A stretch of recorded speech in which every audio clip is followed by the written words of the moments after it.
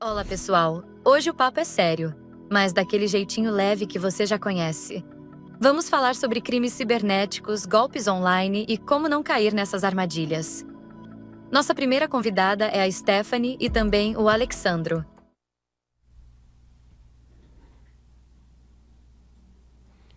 Fala, meus queridos e minhas queridas, sejam todos bem-vindos a mais um podcast. Eu estou aqui com ela, Thalita Santos, seja bem-vinda. Oi, e hoje estamos aqui para o nosso segundo podcast na Conexão TV. Exatamente, quero agradecer mais uma vez a Conexão TV, pela equipe técnica, por ter preparado todo esse espaço para a gente gravar esse podcast. Bom, eu estou aqui com dois convidados muito legais, estou com ela, que já participou de alguns episódios, estou com ela, a nossa querida advogada Stephanie, seja bem-vinda.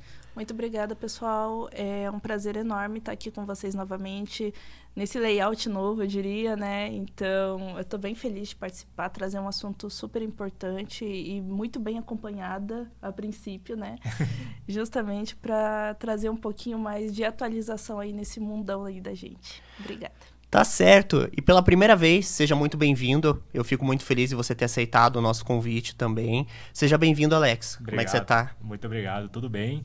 Espero também contribuir um pouco com a experiência, com o aprendizado de mercado, com toda essa gama que a tecnologia traz, mas numa linguagem que não seja tão chata ou tão técnica. Vai ser bem tranquilo. Tá certo, né? E hoje a gente vai trazer um pouco sobre a questão dos crimes cibernéticos, né, também. Então você que baixa filme do Torrent, cuidado, hein? A gente vai atrás de você, hein, cara? Cuidado, não faça isso, né? Mas sejam todos bem-vindos, gente. A gente tá aqui com um tema muito bacana. E eu queria saber de vocês. Queria primeiramente que vocês se apresentassem, falassem um pouquinho da formação de vocês, né? E como que vocês trabalham com esse tema. Eu queria começar com vocês, Stephanie. Eu atualmente hoje sou advogada, né? Atuo bem na frente da parte do DPO, né? Dentro de uma corporação. Aos poucos a gente vai aprendendo cada vez mais, né? Mas a minha carreira aí de longa data, desde 2022, sou advogada. Estou muito mais imersa ao mundo financeiro, né? Então, justamente na salvaguarda aí das diligências e diretrizes correspondentes ao direito digital, principalmente, né? Ali por parte do consultivo. Então, a gente fica por trás dos bastidores, né? Do direito, basicamente. Então, com isso, eu tenho um repertório um pouco, até hoje, né? 2026, comecinho do ano, eu posso dizer que eu já agreguei bastante. E continuo aprendendo cada vez mais nessa vibe digital, com certeza. Que legal, obrigado. E você, meu querido Alex? Fale um pouquinho da tua formação aí. Olha, eu comecei mais no mundo da informática e da segurança na Marinha, no Serviço Militar Obrigatório. Então, lá eu comecei a atuar diretamente com a parte legada da Marinha e tudo mais, envolvendo segurança, formado em redes pela PUC Paraná e MBA em Gestão da Tecnologia da Informação pela UTFPR. Atualmente sou coordenador numa faculdade e lá o time, eu estou com 20 pessoas, atendo 840 polos no Brasil e 40 do exterior. Então, tentativas de invasão é que a gente mais recebe todos os dias. Sério mesmo? Os alunos tentam entrar lá e quebrar o código também, lá? Também. Caramba. Nossa, eu tô fazendo uma pós na Uninter, a Thalita também vai começar a fazer jornalismo. Eu tô gostando bastante, nossa, o ensino é muito legal, muito bacana. Não tô fazendo jabá, não tô Já sendo tá pago pra isso. Feedback mas o meu feedback é extremamente positivo em relação à Uninter, gostei bastante. Que bom. E Legal. você, o que você achou? Você que começou ali, tá empolgada pra começar a estudar na Uninter? Ah, claro que eu tô empolgada. Não é um merchan, tá, gente? Mas até o momento, o site ali, a mecânica é bem simples. Pra quem não tem muito tempo, no meu caso, eu vou fazer à distância, né? Quem ali tá com um pouquinho de tempo, sua vida é corrida. Até o momento, ainda não comecei a aula, mas estou bem ansiosa já. Pra quem tem um sonho de fazer jornalismo como eu, já há um tempinho. Enfim, né? Vamos que vamos. Tá certo. Bom, acho que a gente pode colocar o materialzinho de vocês aqui, né? Olha só, crimes cibernéticos, LGPD e IA, né? Aqui a foto da Stephanie, essa foto você tá mais novo, né, cara? Quando você assistia nessa foto aí? É IA, cara? Tá certo. Bom, então a gente vai falar hoje sobre crime cibernético, né? O que é um crime cibernético, Alex? Conta pra gente. Olha, um crime cibernético envolve muito a parte do direito, né? Então, é a parte do crime, entra o Código Penal, a legislação e também de outros países, porque ele pode ser originado, inclusive, não só aqui no nosso país, ele pode ter origem no exterior. Uhum. Então, para a parte da TI, nós consideramos como tentativa de invasão, tentativa de acessos não autorizados, e isso acaba gerando alguns logs, a gente consegue temos um time que fica monitorando constantemente. Posso te dizer, principalmente, que muitas das tentativas de acessos partem principalmente da Ásia, alguns locais da África. Então, nós tomamos algumas medidas relativamente simples. Vamos criar uma cerca que os acessos só podem ser originados a partir do Brasil. Só ali eu coloco uma regra que quem partir do Oriente Médio não entra em qualquer sistema da Uninter ou sistema de alunos, e isso acaba trazendo uma segurança maior. Mas essa parte do crime, assim, para a TI, a gente atua muito junto com o pessoal do jurídico, né? Para tentar identificar se houve alguma tentativa de invasão, se houve com sucesso, como que vai ser tomada uma ação. Mas, graças a Deus, a gente não tem nada nesse sentido até hoje. Ah, legal. E você, Stephanie, o que seria para você um crime cibernético? Um crime cibernético hoje, ele tem muitas frentes, né? Principalmente nesse desenvolvimento da tecnologia pós-pandemia, eu vejo muito que não só o que está hoje tipificado, né, no Código Penal, mas muito das novas potenciais de crime, né, como deepfakes, tudo mais relacionado a essa questão, principalmente a questão da situação em si, em que tudo hoje é digital. Eu falo por mim, né, advogada, ali no banco da Zenf, a gente acaba tomando muitos sensos de interpretação, né? Hoje, atualmente, a nossa regulamentação ela possui algumas lacunas interpretativas, alguns furos de lei, eu diria, né? Então, hoje em dia, a gente precisa muito tomar uma margem muito mais operacional até, né? Entender também de tecnologia, que não basta a gente só se limitar à lei, mas justamente por essa questão a gente acaba tipificando. Hoje o próprio Código Penal vem tipificando, o Código Civil vem trazendo algumas diretivas, né, para evitar essa afetação negativa, né, em relação aos crimes cibernéticos, e também a questão de novos projetos de lei aí para tentar definir novos tipos de crime e, ao mesmo tempo, alguns tipos de infrações adversas. Eu vejo muito assim que a tecnologia ela avançou muito rápido e o direito não acompanhou muito essa evolução.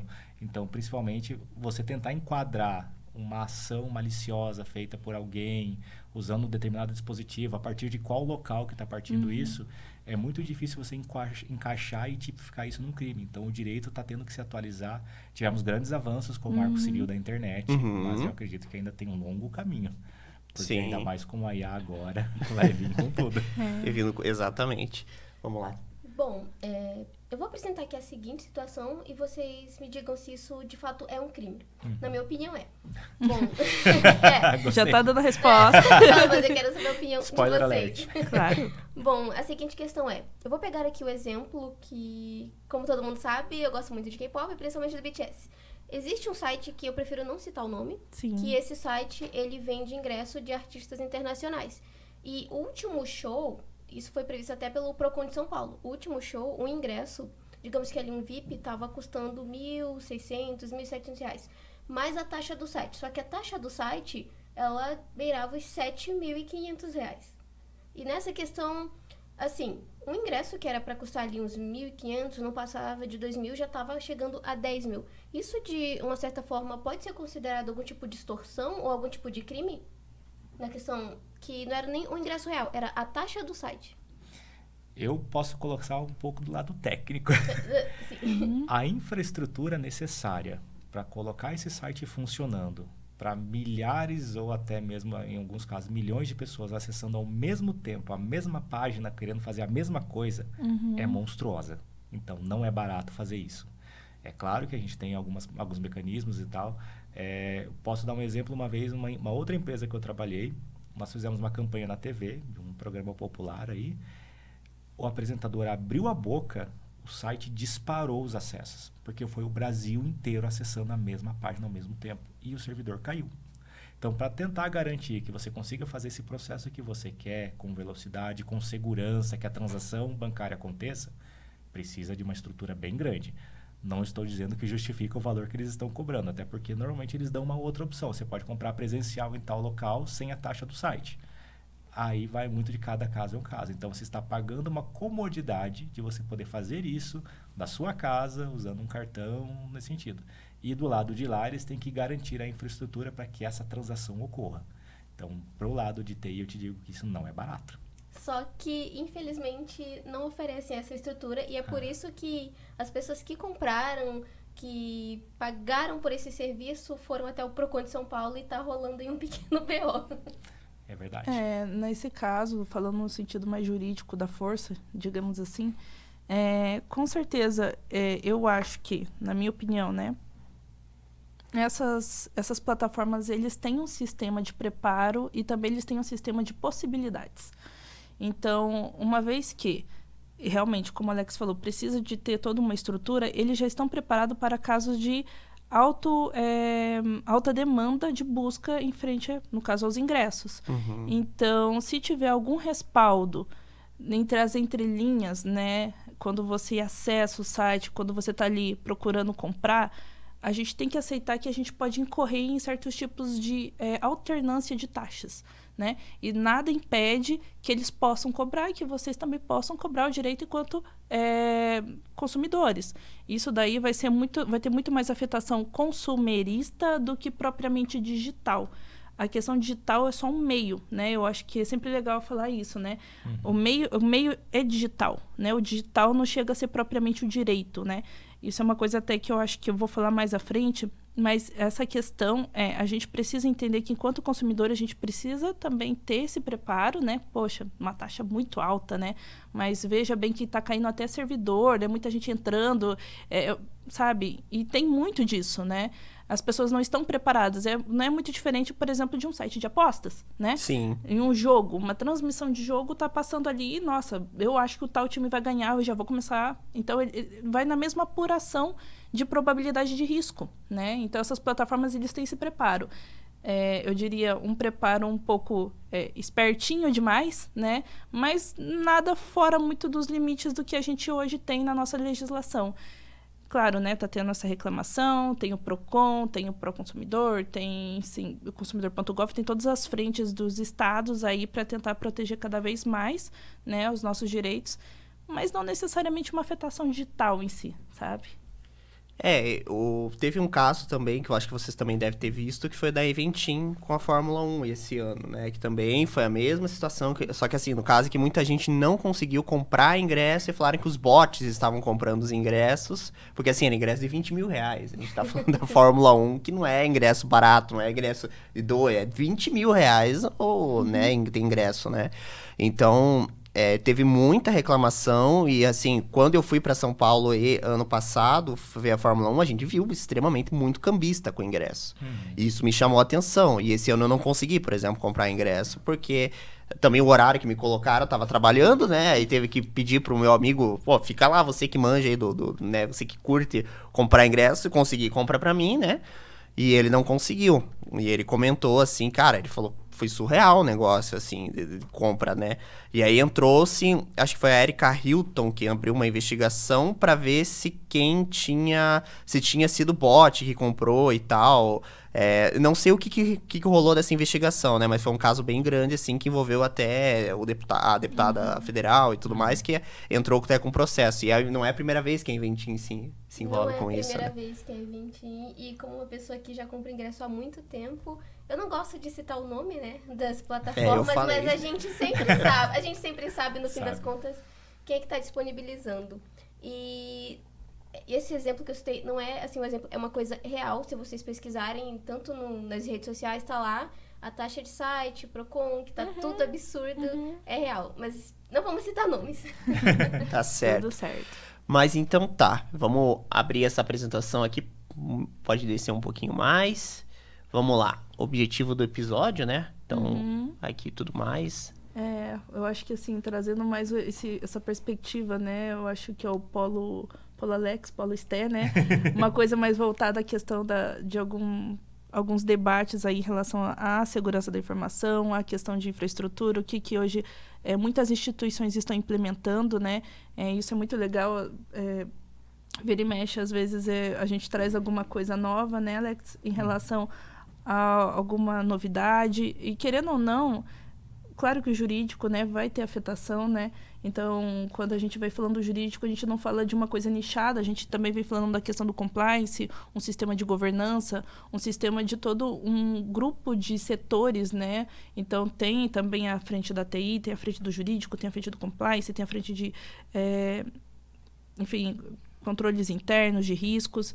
Então, a gente vai desmembrando e isso daí a gente acaba se limitando, no caso, né, a TI mesmo, a questão muito mais voltada a esse sentido tecnológico, lato sensu, né, o sentido amplo da situação, mas com certeza tem muitos outros grupos e muitas outras pessoas hoje que envolvem, que fazem acontecer muito o sistema de segurança dentro das empresas. Até mesmo porque lidar com crime ou mesmo lidar com tecnologia, lidar com jurídico é uma força que tem que juntar todas as áreas. Não dá para você se fechar num feudo e em muitas empresas o maior problema é a falta de comunicação. Os setores não se conversam. Então, se o jurídico está com uma demanda complicada e não sabe como lidar, a TI pode ajudar em algum momento. A TI identificou algo que é atípico, que está fora do padrão. Quem que eu tenho que avisar? O jurídico, vem aqui me ajudar. Isso vai envolver financeiro? Isso pode envolver o RH, porque partiu de um funcionário? Como que eu vou lidar com essas situações? Então, é por isso que as áreas elas precisam se conversar mais. Então, hoje, eu vejo que, principalmente para evitar crimes, coibir, é um esforço conjunto. E a empresa não pode se fechar, não. Isso é responsabilidade só da TI. Isso é só do compliance, do jurídico. Não. Isso tem que ser um trabalho coletivo dentro das empresas. Tá certo. E promover um diálogo fluido e complementar entre as áreas técnicas e jurídicas, com foco em prevenção, mitigação de riscos e boas práticas corporativas. Isso aí mesmo, né? Interessante. Descendo um pouquinho mais, né? Então a gente vai... Qual que seria o primeiro tema, né? Seria prevenção e mitigação, isso? Isso. Essa é a minha área muito boa. Tá certo. É a parte mais legal de tudo. Não, tem IA ali, deepfakes, essa área eu gosto. Vamos falar de penalidades, a gente gosta bastante disso no direito, né? Sempre que eu faço os treinamentos de colaboradores, eu falo, então vamos chegar à parte legal agora, responsabilidades. E porque muitos desses itens que você vê em empresa, você pode usar em casa. Sim. Muitas dicas que a gente vai conversar sobre como se prevenir para não ser invadido, não ter conta roubada e tudo mais. Se você começar a aplicar... É muito importante ter na empresa, né? A gente trabalha para isso. Sim. Mas se você aplicar no seu dia a dia, se você começar a ter essa consciência, a chance de você cair em um golpe, de você perder o número do seu celular, acontecer uma transferência errada no Pix, vai cair drasticamente. Então, o foco realmente é em prevenção. Com certeza. Acho que pode descer um pouquinho mais.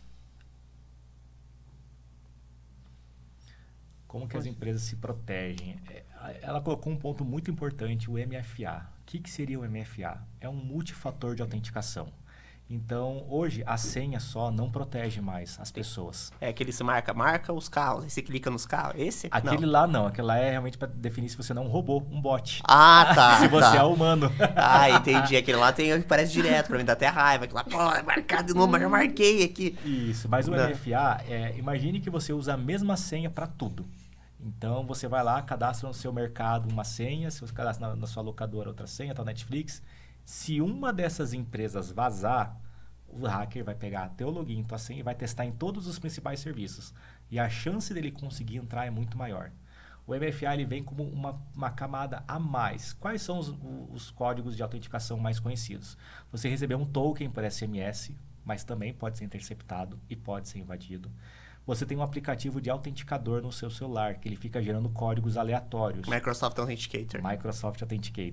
Ou ele manda um prompt dizendo para você digitar um número. A chance de um hacker ter acesso ao seu telefone, que está bloqueado por digital ou por reconhecimento facial, é muito menor de invadir a sua conta. Então, por mais que ele saiba o seu login, por mais que ele saiba a sua senha, por mais que seja um dispositivo confiável, que pode ter um vírus que entrou e está se passando por você, se ele não tiver acesso físico ao seu aparelho, ele não consegue entrar nos seus dados. Então, é muito importante ativar o MFA para tudo, para todas as contas. Plano de saúde já está exigindo MFA no seu celular. Mercado não vi tanto, mas banco exige MFA, sim. Mercado Livre. O Gov também, né? O Gov também exige Gov MFA. também. O Então, Gov acho que é o ele principal que o pessoal reclama que não lê a cara. A pessoa fala, não lê, não funciona. O que eu tenho que resolver isso no meu trabalho, às vezes o cara fala, não, me ajuda aqui, que não tá lendo meu rosto. Eu falei, não, vamos pro lugar mais iluminado que tá pedindo e tal, né? Mas lembrando que esse é uma forma, o MFA Sim, pode sim. vir de várias formas. Você pode receber uma ligação telefônica que você tem que digitar um código para desbloquear, receber por e-mail para você clicar um link. Então tem várias funções, mas o mais importante, não deixem de ativar o MFA se estiver disponível na sua ferramenta. Ou seja, vire ouro no Gov. Não seja prata. Mas vamos lá, segmentação de rede, isolamento de sistemas críticos para conter a propagação de invasões. O que seria isso? Olha, você pode fazer um isolamento físico ou lógico. Vou dar um exemplo numa faculdade. O que tem de aluno tentando invadir para trocar a nota nas provas ou descobrir o gabarito, gente... Primeiro, eu vou dar um exemplo da nossa, é tudo segregado fisicamente e são links separados. Então, se o aluno tentar entrar na rede administrativa, não tem nem como chegar porque o cabo não está nem conectado. Administrativo trabalha numa rede completamente separada da rede de alunos e visitantes. Então, existe essa separação física e a separação lógica. A faixa de IP é diferente, a rede Wi-Fi é diferente, é tudo separado. Então, isso é muito importante. Não precisa nem ser, por exemplo, em casa. Se você tiver lá a rede Wi-Fi liberada para qualquer pessoa, ele vai lá e troca a senha do teu roteador, ele vai entrar na tua Alexa, vai entrar na tua TV, sua lavadora hoje já tem Wi-Fi, seu aspirador robô também já tem tudo Wi-Fi, ele tem acesso total. A maioria dos roteadores hoje tem a opção de você ativar o modo convidado. Ele cria uma rede separada, interna, que ele fica isolado naquele cantinho. Ele não tem acesso às suas funções de casa. Então, é bem importante fazer isso. As empresas, principalmente as grandes empresas, atuam nessa separação de redes. Aí uma coisa que você comentou, que o Windows sempre pede, eu nunca faço, backup. Ele sempre pede pra mim, eu ignoro. Importante. É importantíssimo fazer backup. Eu faço muito backup, só que eu faço em pendrive. Eu faço muito, por exemplo, os episódios de Mito, eu tenho uns 3 HD salvo, externo. Aí eu faço muito backup, mas assim, na nuvem eu não costumo muito confiar. Hoje, como é que tá esse sistema também de backup em nuvem? Você diria que recomenda, assim, que funciona muito bem? Deixa eu te devolver uma pergunta. Certo. Você fez os backups, mas você testou se os seus backups funcionam? Se eles estão íntegros? Aí você me pegou. Eu tenho 3 HD, eu sempre salvo lá. Eu sei que se um dia der uma pane, se acabar o Spotify, acabar o YouTube, eu falei, tá lá armazenado pra mostrar pros meus netos que eu tive um podcast, né? É importante de tempos em tempos você testar, copiar o vídeo, transferir para outro lugar, se ele está acessível, porque é um equipamento, ele é passível de defeito. Sim. Teve uma empresa um tempo atrás que ela fazia backups, ela se vangloriava. Não, eu faço backup de tudo. Era Zip Drive na época. Zip era uma evolução do disquete e olha lá. Aí eu falei, não, tudo bem, deixa eu ver. O aparelho tinha poeira. Meu Deus. Tava uma crosta, assim, que eles nunca tirou o disco de dentro. Que horror. Ele só mandava fazer e esquecia. Foi tentar restaurar, deu pau. Nossa. Não funcionou. Então, o backup ele é importante. Tem diferentes formas de você fazer backup. Você imprimir um documento é uma forma de backup, porque ele tem no meio digital e no meio físico. Você fazer ele em pendrive. Pendrive é suscetível a problemas. Sim. HD mecânico ou SSD também. Nuvem é um pouco mais complicado de dar problema, mas é uma forma de você fazer. O importante é você fazer o backup, evitar que outras pessoas tenham acesso não autorizado a este backup e, principalmente, testar se esse backup funciona. Tá certo. A internet, tem até um site bem legal, que é o Wayback Machine, que eu acho que você deve conhecer, que tem muitas coisas que estão lá nesse site, numa nuvem lá dos Estados Unidos, e eu acho bem interessante programas antigos e tal, né? E o próprio Google, agora eu assinei eu falo brincando, mas agora eu assinei o Google Drive 2 teras, agora eu vou poder fazer o meu backup em nuvem também, mas eu tenho meus backups também em HDs externos. Eu não sei, eu sou essa mania ainda, eu falei esse tempo atrás, agora que eu migrei pro Spotify, eu ainda era daqueles que baixava a musiquinha pra ouvir no celular, né? Não, ninguém baixa música. Não, eu baixo Isso música, eu era daqueles que baixava música ainda. MP3 das Eu gostava de baixar, agora que eu tô com o Spotify Premium, agora não vem mais a propagandinha do Spotify, né? Então agora eu tô me readequando, mas eu sempre tive mania de fazer backup de modo de pendrive. Agora eu tenho 3 HD externo em casa, então eu salvo nos 3 justamente. Falei, não, se der pane dá pra pane nos 3, vou guardar os 3 aqui. Eu tenho os podcasts de Mito, eu sempre faço backup no HD. Agora que eu assinei a nuvem, agora eu quero upar, mas tem que sentar um dia com calma, upar todos aqueles episódios lá dentro da nuvem pra que, se um dia sumir, né, pelo menos tá ali salvo, né?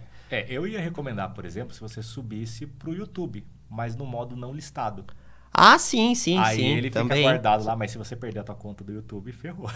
Também. Então, por isso que é importante você testar de tempos em tempos. Claro. No YouTube eu tenho praticamente todos os episódios lá, né? E monitoramento, né? Vigilância contínua 24/7 para detecção imediata de anomalias. O que seria esse 24/7?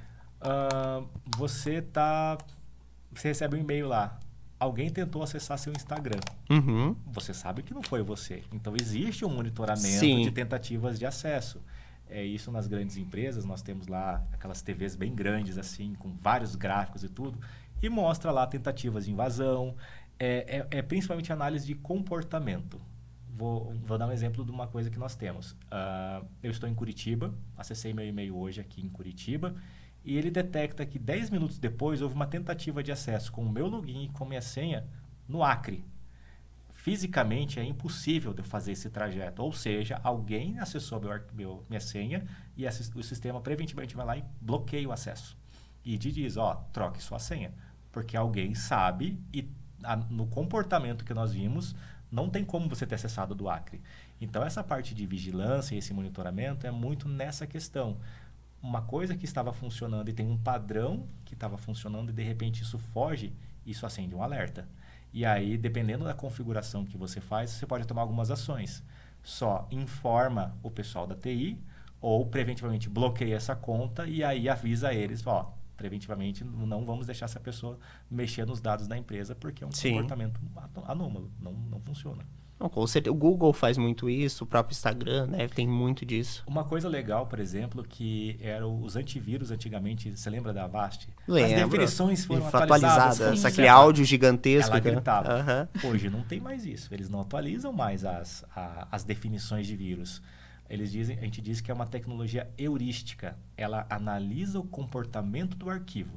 Se você tem um arquivo de Word que é para abrir um editor de texto e ele está tentando entrar nas ferramentas do sistema, não é o comportamento desse arquivo. Então, ele não precisa saber se é um vírus, mas ele entende o comportamento daquele programa. E aí que ele toma algumas ações de bloqueio, joga para quarentena, exclui automaticamente.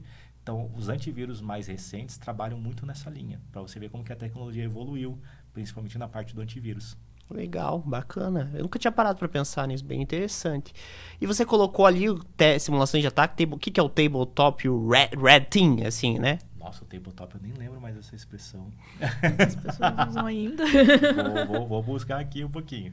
Mas assim, mesmo assim como eu pedi para você simular, você tentar restaurar o seu backup, e se eu chegasse na sua casa e tentasse invadir ela? Primeira coisa, eu ia perguntar para você, qual que é a senha do teu Wi-Fi? É tal. Na hora eu já vou tentar entrar na tua câmera de monitoramento, vou tentar entrar no teu roteador do Wi-Fi para desviar a rota para minha casa e a partir da minha casa eu tenho acesso à sua casa inteira, os teus interruptores de luz, teu aspirador de pó, tua máquina de lavar, eu posso fazer o que eu quiser. Então, essa simulação é justamente você incorporar aquele espírito de porco, alguém que está lá para ferrar com a tua vida e tentar quebrar suas proteções. E aí você consegue ver aonde você começa a proteger. Eu digo que um hacker bom, o hacker seria uma pessoa do bem. Eu penso dessa forma. Porque ele está tentando invadir para proteger. O cracker, ele é bicho porco. Ele quer realmente ferrar com a tua vida, acabar com tudo. E deixa eu perguntar uma coisa, que a gente quer desmitificar aqui. Eu e a Thalita, a gente assiste bastante filme, a gente vê sempre o hacker, aquele cara de capuz preso. Cara, qual que é o perfil de um hacker? Eu sempre quis fazer essa pergunta. Tipo, é o cara mais novinho? É o cara mais velho? Como é que são os hackers? Porque a gente vê o hacker sempre o cara com a máscara, Watch Dogs aqui, com a mascarada e tal.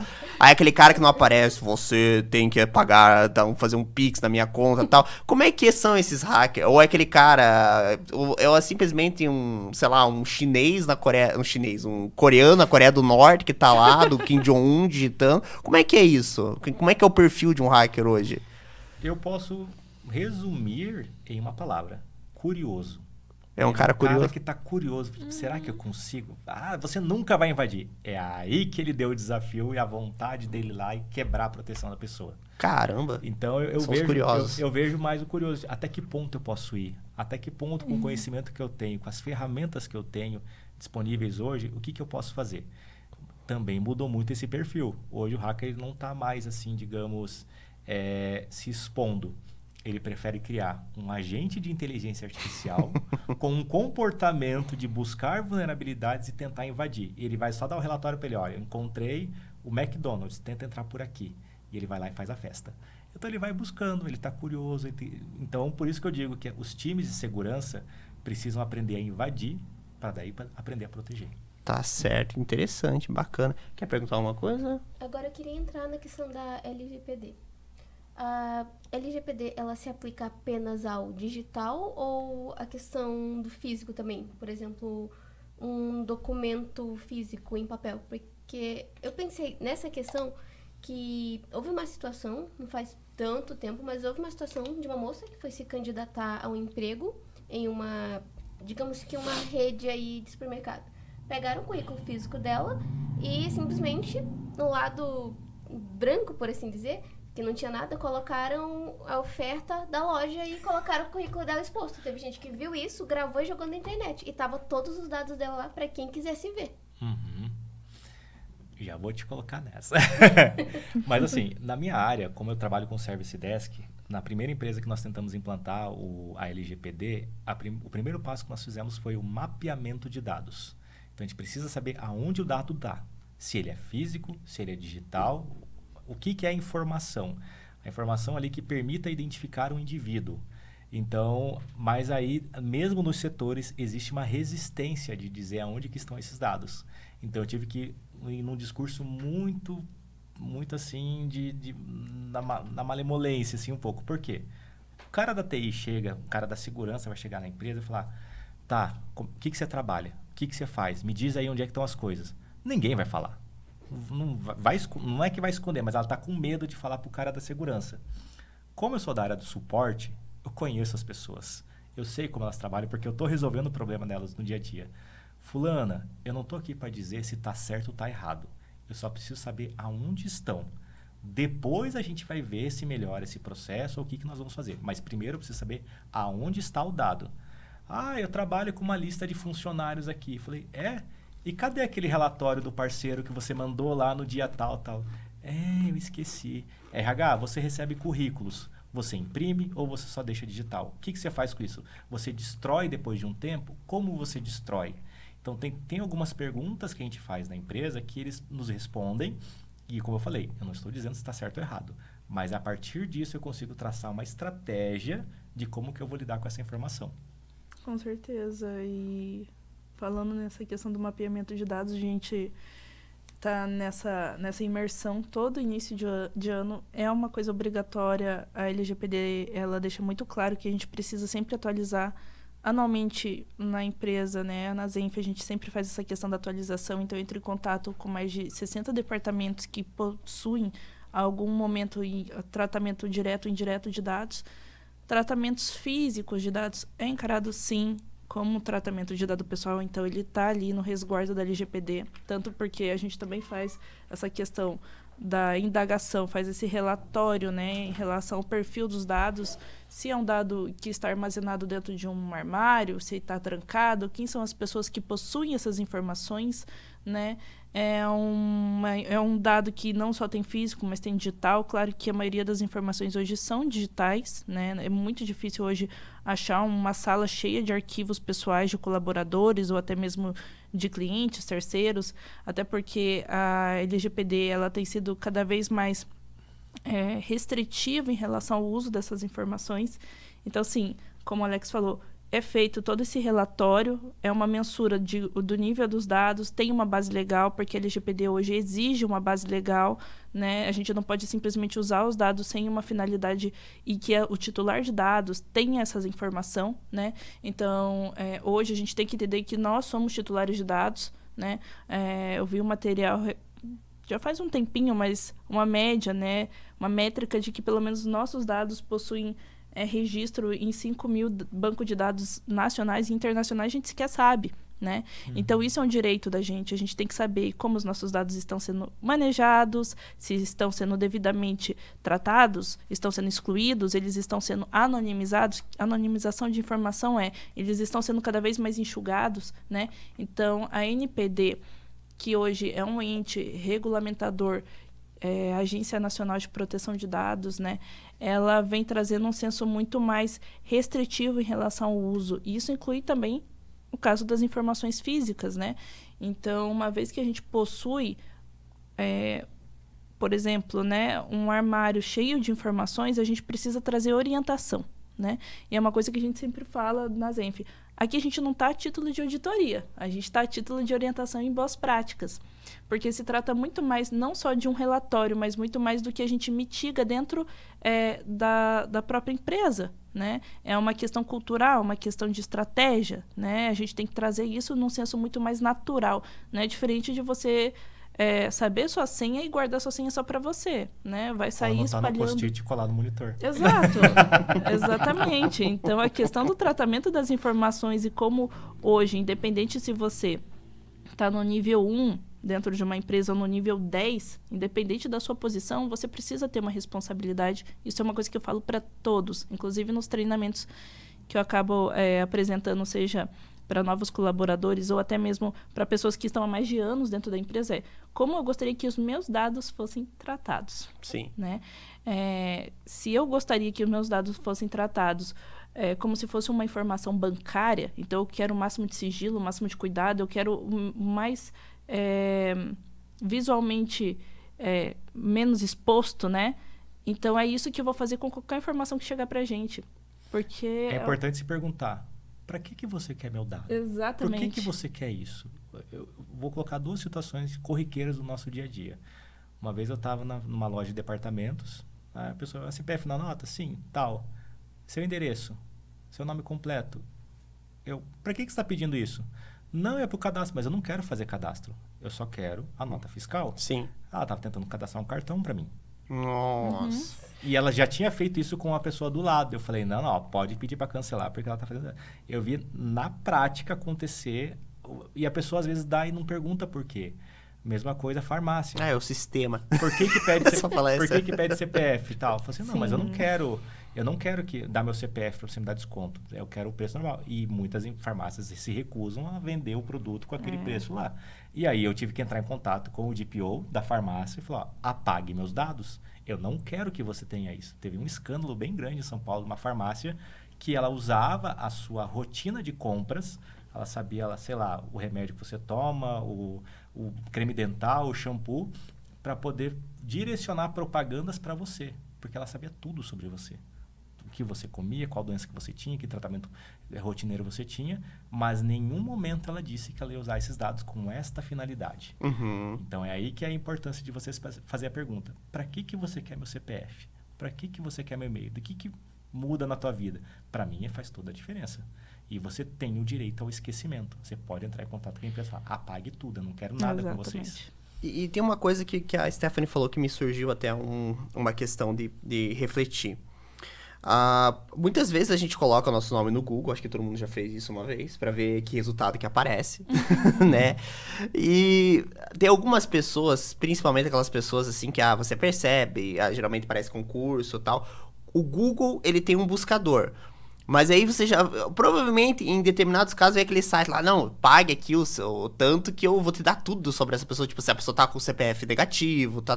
Como é que funciona como é que eles acham esses dados? Porque, tipo, isso que eu fico me perguntando, tá? Como é que eles podem ter essas informações? Se alguém quiser saber da minha vida, eu só pagar no site lá, que eles vão dar todos os meus dados. Isso que me fez questionar. Até ela comentou dos 5.000 informações, porque no Google a gente vê lá, geralmente parece o quê? Rede social, concurso. Concurso geralmente aparece lá teu nome e tal. Se eu tenho um projeto de mito, vai aparecer lá o de mito e tal. Mas geralmente isso, né? Aí, se você for mais a fundo, geralmente pessoa que tem dívida vai aparecer lá alguma coisa tal. Processo vai aparecer.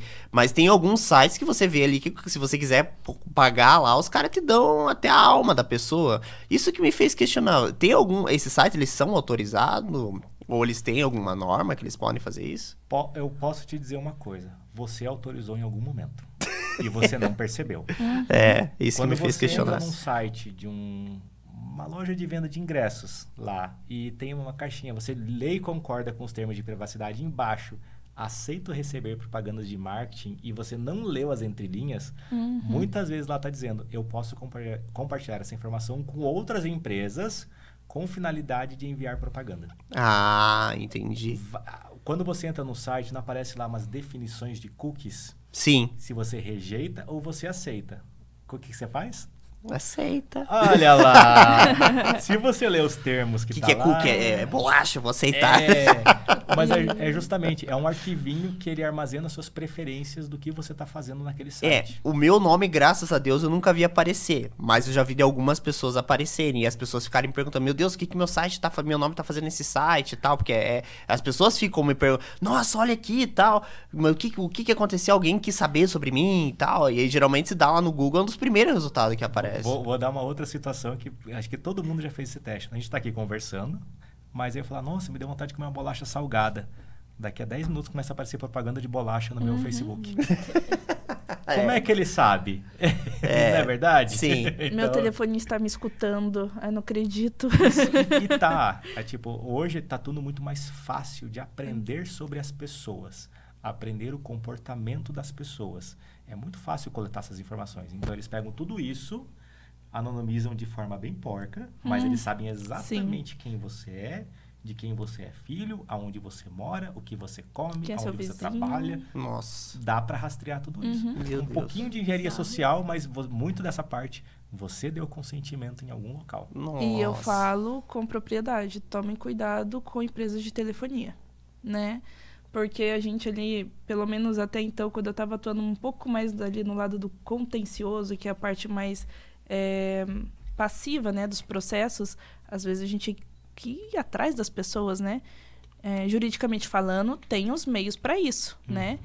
Mas eu já vi pessoas fazendo coisas de entrar nesse site e tentar localizar. E acha o nome da pessoa, acha o endereço onde ela tá, porque sempre tem muitas empresas hoje que pedem muito essa questão de atualização cadastral.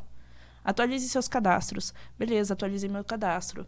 Então, uma vez que a gente acaba aceitando essas entrelinhas, né, dos consentimentos, a gente está colocando um alvo nas costas, né? Então, a gente acende um farol no meio da escuridão. Oi, tô aqui, entendeu?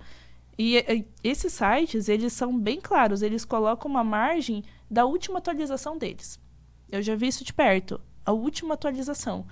E, claro, né? A gente não pode simplesmente falar, nossa, mas eu não dei consentimento. Você, como eu disse, né, é um direito do cidadão. A gente pode contestar as plataformas, né? Qualquer instituição hoje tem um CNPJ, beleza, então vai atrás e conteste. Eu quero que barre todas as minhas informações. Ah, mas da onde veio? Daí eles vão prestar contas com o Estado, entendeu? Porque eles têm essa obrigação. Sim. Então, o Google, ele é um indexador. Ele indexa a internet. Você deu consentimento em algum local e essa empresa não guardou essas informações de forma correta, não criptografou, não colocou num banco de dados que não seja acessível, o Google vai lá e consegue indexar. Se ele conseguir indexar, ele vai aparecer no resultado para você. Exato. A gente percebe muito das pessoas quando você vai querer saber alguma coisa e tal. Tipo assim, quero saber se tal pessoa, vamos lá ver no escavador alguma coisa. Aí você entra nesses sites pra ver. E você percebe que quando você começa a pesquisar na internet, tem sites que cobram, você paga e você tem direito a saber a informação. A pessoa tem nome limpo, não sei o que, qual que é o CPF e tal. Aí eu fico pensando, mas que, né, sacanagem isso, né, com as pessoas. O cara quer saber tudo da pessoa, o cara tem de só pagar uma plataforma que o cara tem direito de saber, né? Então eu acho que nas próximas você vai começar a reler esse li e concorda com os termos. Eu vou reler, eu concordo lá nos sites que a gente faz cadastro. E o que seria a lei Carolina Dickmann? O que seria essa lei? Então, a Lei Carolina Dickmann, ela foi um divisor de águas, eu diria, né? Justamente porque quando ocorreu essa questão de invasão por ausência de backup, né, regular, e a invasão de dispositivo, que era, se eu não me engano, o telefone, né? Foi. Da atriz, isso teve uma repercussão absurda. Não sei se vocês lembram, mas eu lembro muito bem quando isso aconteceu. eu vejo que, assim, o judiciário ficou pulverizado em relação ao que a gente faz, não tem regulamentação, né? O que a gente vai aplicar? Veio daí o artigo 154A do Código Penal, trazendo um freio, né, para tentar mitigar essa questão, e é algo muito comum, né? Criminalização de invasão de dispositivo é o que mais tem, né? Sempre teve, na verdade. Eu não vou dizer, nossa, crime digital ocorreu depois que veio a regulamentação do Marco Civil da Internet, da GDPR. Não, sempre existiu, só não tinha regulamentação para isso, né? Então, a Lei Carolina Dickmann, ela teve muito esse senso de impacto geral, pelo menos aqui dentro e até mesmo lá fora, para fazer valer, como foi o caso da LGPD, né? Foi muito antes da LGPD, né? Então, Foi bem antes da LGPD. Trabalhou com crime digital. Exatamente. Nossa, por isso que veio esse artigo, porque o legislador, ele ficou... O que eu faço? Não tem como a gente aplicar um código de estelionato, algo assim? Não tem, porque não está tipificado. Tipificado não está enquadrado dentro do Código Penal esse tipo de situação. Então, a Lei Carolina Dickmann, ela teve muito esse protagonismo, principalmente por essa questão de gerar um certo tipo de discussão, de vários debates, de senso crítico. Como é que a gente pode tentar fazer valer uma terra sem lei, que é o mundo digital, né? E o que aconteceu com ela na época, acontece ainda hoje. Se estragar a tela do seu celular, o que você faz? Você vai lá na lojinha e manda o cara trocar, né? E você dá a sua senha de desbloqueio do celular para ele testar se a tela funciona? Aí você pega a gente. É verdade, a gente acaba fazendo esse tipo de coisa, muitas E aí, vezes, foi né? o que aconteceu. Ela tinha levado o dispositivo dela numa assistência técnica, o cara tinha a senha para testar, ele viu o que tinha lá dentro, que eram fotos dela, copiou e jogou na internet. E hoje isso pode acontecer de uma forma muito tranquila. Então, como que você faz o backup dos seus dados? O seu backup pode ser acessado por outra pessoa sem autorização? Mais ou menos o caso que aconteceu com ela. Hoje, trazendo mais para a nossa realidade, o seu smartphone, se der algum problema e você levar na assistência técnica, a primeira coisa, você tem que levar ele zerado. Não pode ter nada lá dentro. Porque senão ele vai ter acesso ao seu banco, às suas redes sociais, às suas fotos, seus documentos estão guardados lá dentro. Sim. A tua vida está dentro do celular hoje. E eu garanto que a maioria das pessoas não faz isso quando vai na assistência. Sim, é verdade. Isso eu concordo. Nem tinha parado para pensar nisso, né? Mas aí é aquela questão assim, você levou o aparelho com uma finalidade, para trocar a tela. Se ele foi além disso, de copiar os seus dados, aí ele está cometendo um crime. Porque não foi para essa finalidade que você levou o aparelho. Então, tem que levar... Então, hoje, as assistências técnicas estão mais restritas nesse sentido. É engraçado que quando você leva para arrumar, ninguém está assinando um termo de responsabilidade, né? Eu estou assumindo o risco de que se ocorrer qualquer tipo de violação, algum tipo de danificação das suas informações, a gente se responsabiliza. Ninguém faz isso. Não, eles são bem claros. Não é o problema deles. Eu vou apagar tudo. Exato. Você que se lasca. Se tiver que formatar, vou formatar. Vai formatar. Exatamente. Aí, backup. Exatamente. Importantíssimo. O LGBT e dever de segurança. Medidas técnicas adequadas, diferente de perfeita, né? E responsabilidade. Queria que você explicasse um pouquinho pra gente. A gente pode falar desse tema. Olha, segurança, ela vai muito acho que na conscientização das pessoas, que as pessoas têm que proteger os seus dados. O seu nome é um dado, o seu DNA é um dado. Quando a gente fala de dados, assim, tem dados, acho que, como que você vai dizer? Tem dados sensíveis e dados pessoais. Dados cadastrais, tudo os dados gerais. Dados pessoais é o mais comum. Teu nome, teu CPF, seu telefone, seu endereço de e-mail, mas então a gente vai num nível de proteção. O que seria um dado sensível? Aquilo que permita te identificar como indivíduo. A sua crença religiosa, a sua afiliação político-partidária, a sua biometria digital que você tem nas catracas das faculdades, o seu desbloqueio facial para liberar acesso em academia. Isso é um dado que te permite identificar como indivíduo, como pessoa.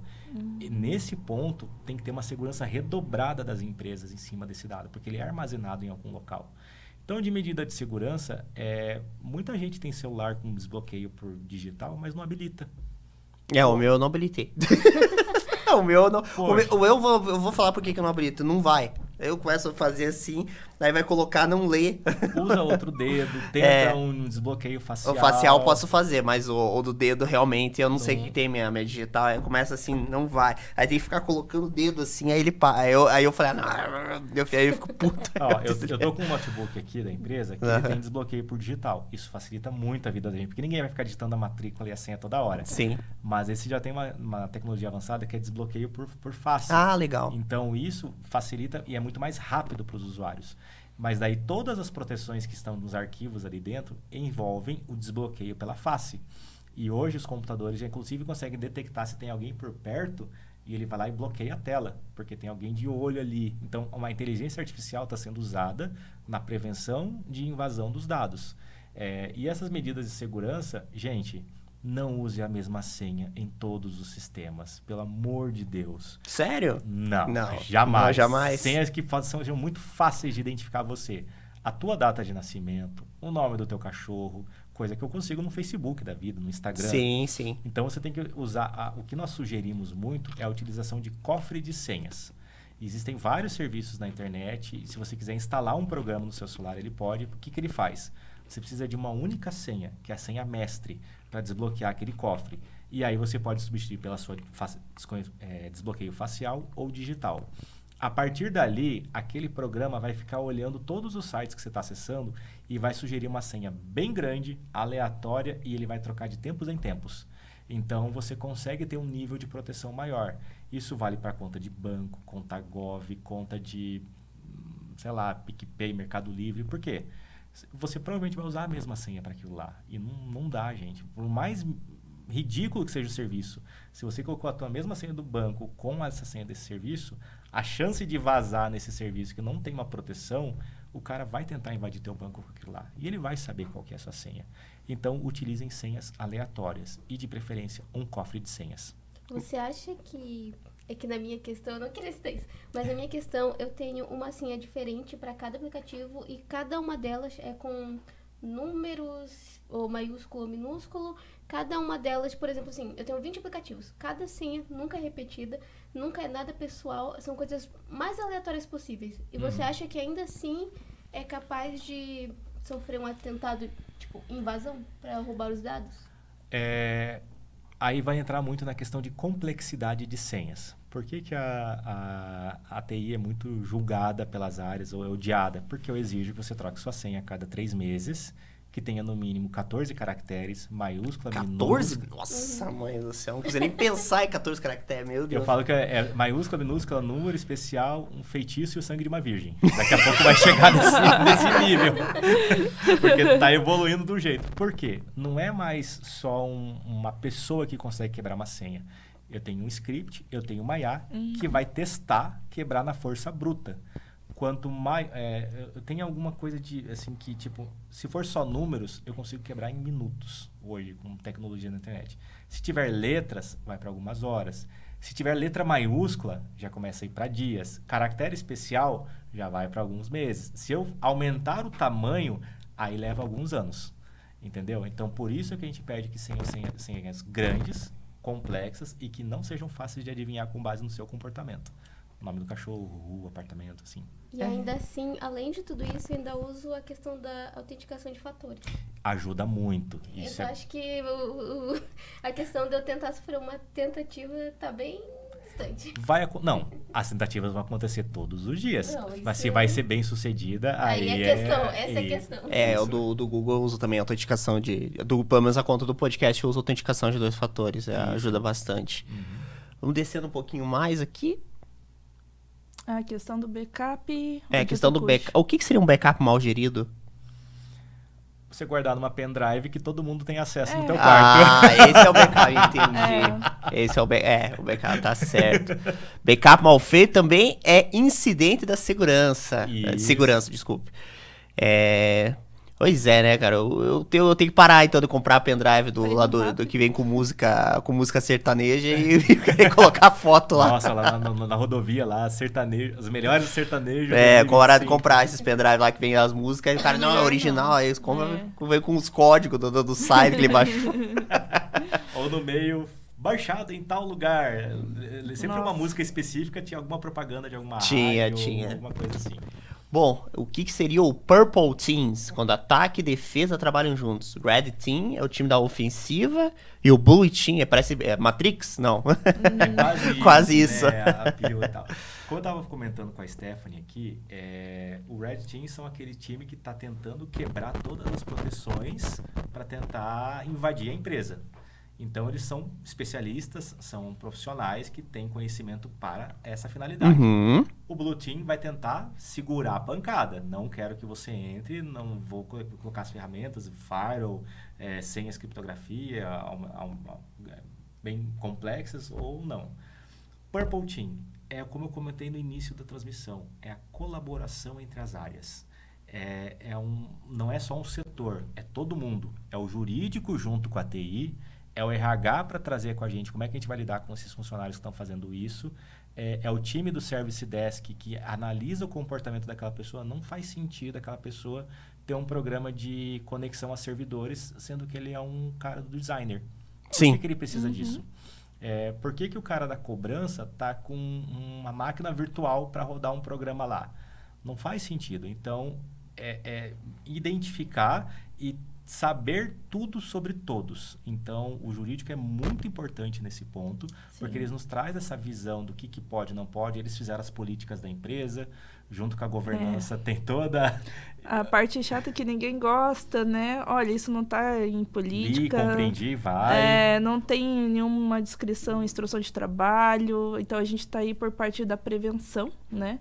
Justamente por isso que a gente tem esse ato em conjunto. Não tem como a gente fazer valer essas coisas se a gente não tiver colaboração com a TI, com outros departamentos. A gente é uma base, né? Ninguém está mais acima de ninguém. Então, se a gente tem uma sincronia, a gente tem uma harmonia de operações, com certeza as coisas vão se tornar cada vez mais seguras, né? Porque a gente tem esse senso mais, o jurídico, pelo menos eu falo, tem um senso mais preventivo, vamos evitar acontecer. E claro que a gente também tem atuação pós, mas a gente prefere... Se aconteceu, o que vão fazer? O que vamos fazer? Quem que vai estar envolvido? Entendeu? Então, a gente precisa ter esse jogo de estratégia. Muito pela LGPD e pela ANPD, é assim, você vai ser invadido em algum momento. Uhum. Mas você tomou todas as medidas necessárias para evitar que você fosse invadido? E aí a multa ela é calculada pelo nível de ações que você tomou para que aquilo não acontecesse. Teve treinamento dos funcionários? Já diminui mais a multa.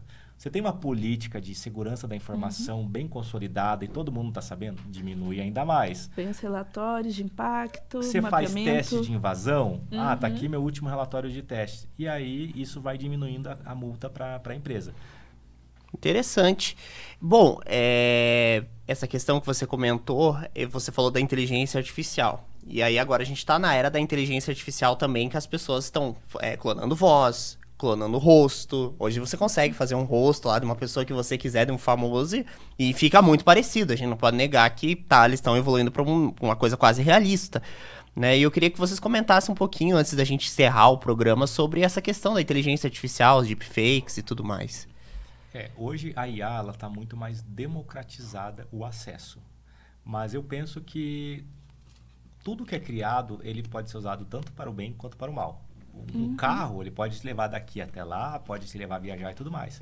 Mas se você for imprudente e começar a fazer racha e tudo mais, ele pode matar alguém. Computador e IA não é muito longe disso. Como você vai usar isso?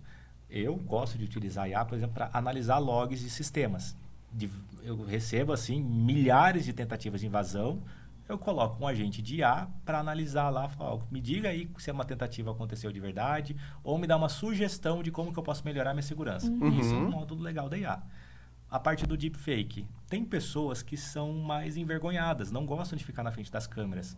Eu quero fazer um treinamento, eu posso clonar o rosto dela e passo um roteiro e vai parecer que é a pessoa que está falando. Então, torna uma coisa mais pessoal com o usuário. Então, isso para o lado da TI, qualquer computador roda IA. Não precisa ter uma máquina potente. Eu posso processar localmente ou na nuvem. Mas essa nuvem, o que ela vai fazer com o seu dado? Ela está aprendendo o teu jeito, ela está aprendendo a sua voz. Você aceitou os termos de uso do serviço? Então, entra muito nisso. Eu falo muito nesse sentido que parece até uma rota, né?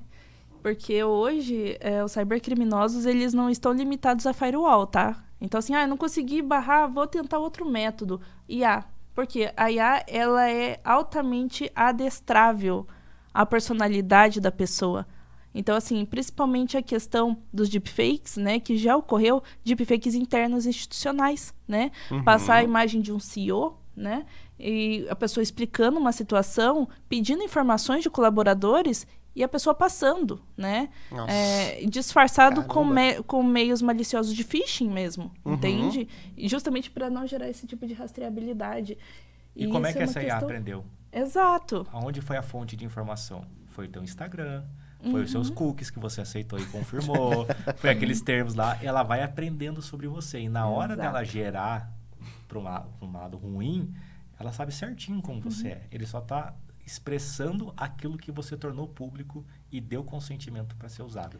E cuidado, gente, aquela história de vocês atenderem o telefone e ficar mudo do outro lado, cuidado, porque agora também tem essa questão da captar a voz da pessoa, a entonação, a forma como a pessoa comunica, como ela gesticula. Então, justamente, é muito mais fácil vocês caírem hoje num golpe de uma figura pública do que propriamente de uma pessoa próxima de você, porque a IA, ela é perfeita, né? Mas ela não é totalmente eficiente, né? Você sabe quando a pessoa está piscando um pouquinho mais devagar do que outras coisas. Tem umas mãos a mais ali no Exato. negócio. A IA não sabe fazer mãos direito hoje. É difícil para ela entender Exato. isso. E aqui, elo fraco ou defesa? O que seria sobre... O que vocês falam só um pouquinho sobre isso? Como que você pode combater esse tipo de coisa? Prevenção. Prevenção, acho que é a chave. Isso nas empresas. O treinamento que é dado nas empresas de como que você protege o dado da empresa, você tem que aplicar na tua vida. Como é que você protege o teu dado do teu cartão de crédito? Como é que você protege os dados do seu RG, do seu CPF, que você está dando livremente para as empresas? Então, ter essa cultura, este pensamento, tipo, por que você quer meu dado? Por que eu tenho que dar consentimento para isso? Porque você não sabe para que eles vão utilizar. Isso com certeza. E mais do que tudo, pessoal, é muito mais um hábito nosso, né? Sim. Se a gente não tem o senso... Alguma coisa, a gente recebeu uma mensagem falando que nossa compra foi efetuada. Você fez alguma compra? Não fiz, mas eu vou abrir. Entendeu? Desconfie de tudo. De tudo. Hoje não dá para confiar em nada. Golpe tá aí, cai quem quer, como dizem, né? Mas, infelizmente, a gente tem que tomar muito esse senso de responsabilidade em que local a gente coloca as nossas informações. Quem está pedindo as nossas informações, de onde está vindo, entendeu? Tem algumas estratégias e uns truques, né, que a gente fala para tentar verificar se é golpe, né? Então, verifica se não tem mais de um dedo ali, né, na imagem. Verifica se a voz não está muito robotizada. Passe o mouse em cima o código, né, do e-mail, que dá para ver se é realmente institucional ou não é, porque se for divergente, realmente é golpe. Verifica os códigos de boleto, verifica também a questão de quem está recebendo aquele Pix que vocês estão fazendo. Sim, entendeu? sim, com certeza. São medidas que a gente pode ir aplicando e não é uma coisa opcional, é obrigatória, porque depois, para reconquistar novamente esse dinheiro ou até mesmo a nossa credibilidade, dependendo da questão de crimes de imagem, é muito difícil, pessoal. E fora assim, tipo, putz, eu caí num golpe. Eu fui muito otário. Como é que eu fiz isso, gente? Não pode e tal. A gente toma cuidado, a gente fica frustrado. Uma vez eu caí, só que uma vez, acho que eu tentei acessar pelo um computador que eu tinha comprado de um amigo, não fiz, não formatei. Aí acho que ele jogava muito online e tinha um vírus. Aí eu acessei um aplicativo do banco, eles clonaram e pagaram IPVA de um carro de São Paulo. Graças a Deus eu consegui resolver a situação. Mas eu não tinha. Eu cheguei, coloquei, comecei a usar. Comecei a baixar todas as coisas lá. Você acha uma pendrive na rua, o que você faz?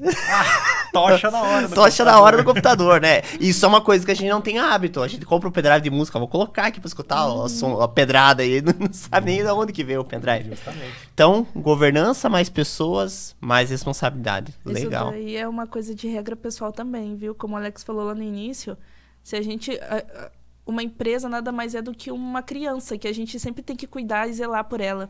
E a gente também tem a mesma coisa quando se trata dos nossos dados. Tudo é digital, um contrato é digital, né? Nossa comunicação com as pessoas é tudo pelo meio digital.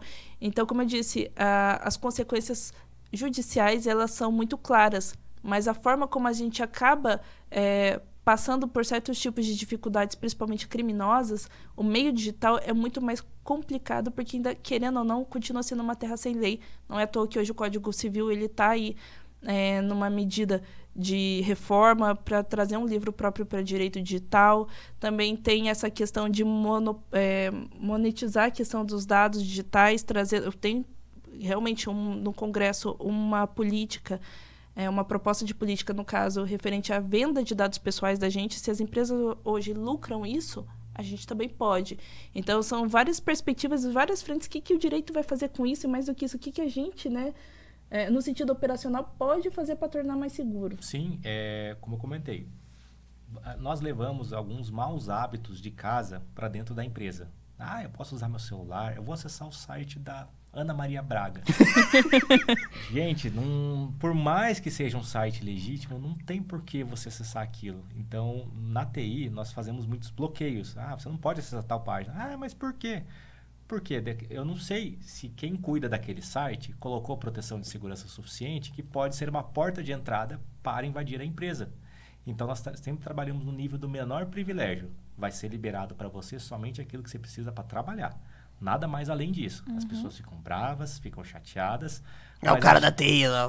Mas a chance de ser invadido... Eles ficam lá jogando CS e a gente fica aqui, não tem nem direito a acessar a rede social. Eu lembro que falavam isso lá, não posso nem acessar a rede. Aí chegava lá o cara da TI lá, aí falava, esse cara da TI ficam tudo lá jogando videogame, a gente não tem direito a nada. O pessoal falava muito isso. Então, é um mau hábito nosso pessoal que leva para toda a empresa, mas eu gostaria muito que essas dicas de segurança também fossem utilizadas no seu dia a dia. Claro, com certeza. A empresa é beneficiada porque a chance de ser invadida é maior, mas que você também não corra o risco de sofrer um golpe. Bom, gente, eu queria agradecer vocês por aceitar o meu convite. Desculpa as brincadeiras à parte, tá? Eu sou meio palhaço no podcast, mas obrigado. Queria encerrar também o programa com essa frase maravilhosa: prevenção custa menos que um incidente, sempre. Acho que é uma frase que resume muito. Então, eu já vou habilitar a digitar no meu celular, porque isso foi uma das coisas que meu celular pediu e eu pulei. Eu confesso que eu sou meio ruinzinho digital, mas eu peguei algumas dicas e eu nunca tinha parado para pensar em muitas coisas que vocês comentaram. Né? A gente tem hábito de acessar muitas redes sociais e não dar bola. Como você falou, a questão de trocar a tela do celular. Eu nunca parei pra pensar que o cara da lá é um hacker, pode ser... Não tô dizendo que todos são, né? Mas que alguns, por conta de alguns, acabam ali você dando os seus dados e tudo mais. Então, eu gostaria de agradecer mais uma vez vocês pela presença, pelo conhecimento que vocês trouxeram hoje pra gente. Eu fico muito feliz. Pela minha querida Thalita, que tá me acompanhando hoje também, sendo minha co-host nesse podcast. Fazer um convite pra todos. Próximo episódio a gente vai receber a Beatriz, ela que é escritora de poesia. Ela escreveu um livro Café com Alma. Ela vai estar aqui falando de poesia, sobre o trabalho dela e tudo mais. Acompanhe também, gente. Assistam a Conexão TV, né? Tem muitos programas legais também. E a gente se encontra numa próxima. Tchau, tchau. Tchau, tchau, gente. Tchau. Aê. E aí, foram tranquilo?